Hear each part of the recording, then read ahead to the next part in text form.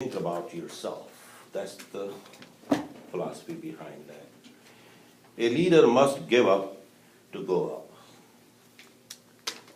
The heart of good leadership is sacrifice. Without sacrifice, you cannot be a leader. Unfortunately, most of the time, leaders, so-called, think that leadership is a privilege. But that's not the case. The real leaders, they have no privilege. They sacrifice. And more they go up, bigger the sacrifices they have to give. So leadership is the name of sacrification. So you saw that diagram right there, the leadership. You see the responsibilities. When you go higher,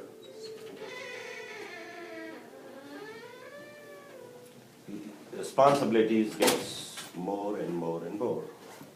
And rights gets lower down. Initially you have more rights, but when you go up, the responsibility gets expanded. So to be a good leader, you have to be the best sacrification mentality, and you have to sacrifice more. And it never stops. Law of sacrification tells you there is always a toll booth to pay the price, to go through this. Once you deposit some money, you go to the next, there is another toll booth. And you have to pay again. And it goes on and on. And it's an ongoing process. You can never stop. There is, for a leader, there is no any sign of stoppage of sacrification. You have to sacrifice all the time. As you go higher, more the responsibilities, more the sacrification will be. And that's how the cost of, nowadays, if you go through, if you become a, whatever, in profession-wise, you have to pay cost. You have to pay the price to become whatever expert you want to be. So better you become, more the price you pay. Like cost of education. You want to be a master or PhD, how much price it costs? Versus a guy who's having no education, is a high school dropout. It doesn't cost him anything to get dropped. So better you go, more you pay. So, and growth stops when the price gets too high. Have you seen those bidding, like auctions? Did you notice that? When the auction starts, everybody starts bidding because the price is too low. Everybody can afford, okay, I will buy. And then it starts going up and up and up, and you see the buyers are getting low and low and low. And there's only a couple people at the end who are willing to pay the highest bid and highest price. They fight with each other to get things done. So that's why when you want to go up, the bidders will be less, but the bid will be so high. Are you willing to pay that? That's all the decision is. So let's talk about a little bit on this. Like Pat, you start because you read it very well, this law of sacrifice. I started off, sorry. No, that's okay. It means I'm glad. So you start that. Did you like that law? Oh, you want me to? Yeah, just what was your take after reading all that Martin Luther King story? I thought it was like, I guess, and even what you were just saying too, like the bidding war, how like, when you're bidding, the people that, and in life, whoever is gonna sacrifice more, they're the ones that are gonna get higher in life too. Like, it's like, so I might wanna say I'll work 8 hours a day, now she's gonna work 10 hours, he's gonna work 15. And then, I mean, he's gonna get more because he's putting more sacrifice in. Assuming we're all at the same intelligence and the same working level, he's gonna do better because more dedication. I think it's the same with like the bidding war, like who's gonna put more into it. Yeah, I agree. And they also had that out of like all the laws I was reading, I wasn't prepared for this one because everything seems to be so achievable until you hit the sacrifice, and it's like, am I ready for sacrifice though? I'd rather do all other parts to become a leader. Yeah, the fun ones, right? But I wasn't prepared to sacrifice because it's always like it's about time. Yes. You want to be a good leader, but do you want to put all the time into that, or you want to have a life too? So it's kind of constant balancing of what you want versus what's best for you.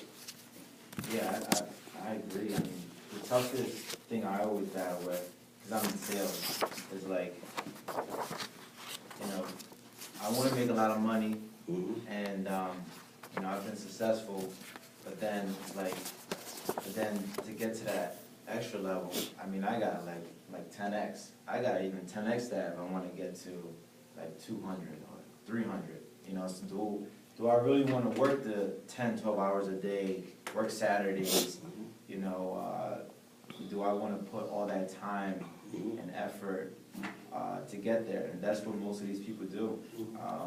For instance, like, you know, at my job, I recruit people for plant, you know, manufacturing companies. And at the, just at one level, like, there's a plant manager who runs the whole thing.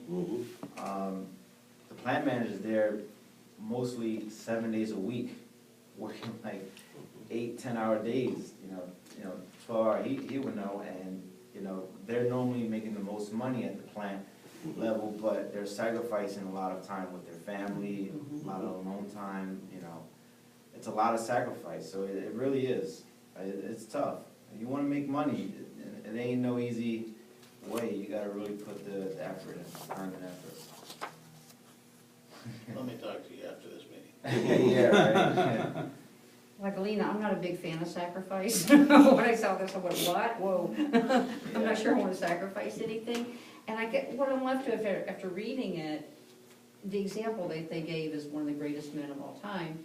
And you have to have a passion for what you're doing in order to sacrifice. I can't see making a move where I'm sacrificing family or income or location, any of those things, unless it's something I'm extremely passionate about.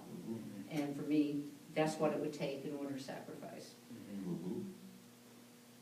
Works with mastery too. Takes a lot of sacrifice to learn to master something. You know, you can get to 80% pretty easy, but the details between somebody who's just good at something and somebody who truly is exceptional is that, you know, Malcolm Gladwell's 10,000 hours kind of a concept. And I agree with many people. You have to pick and choose what you're willing to sacrifice for.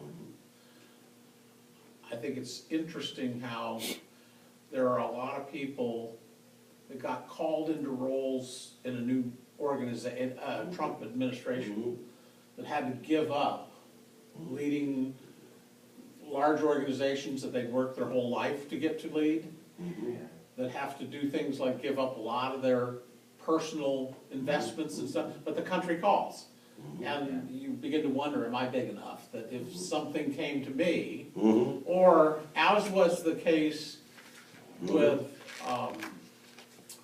John Maxwell, when he felt the calling to become with Equip and this whole leadership around the world thing, he had to give up his role as being a pastor of a church. No, like he gave an example of Condoleezza Rice. That was great. Yeah, great example. Yeah, that was a great example. I think at every moment, we're always sacrificing something. Economics has a beautiful concept of opportunity cost. For example, right now, we have chosen to take this time to invest it into this mastermind. And the sacrifice we've made is the same time we could have been doing something else. We saw that this had the greater return on the time we invest here than if we were doing something else at the same time. So sacrifice, I believe, is in everything necessary to sacrifice all that you are for what you can become. I think real sacrifice comes with the passion, the measure of passion you have to do or accomplish whatever you're accomplishing.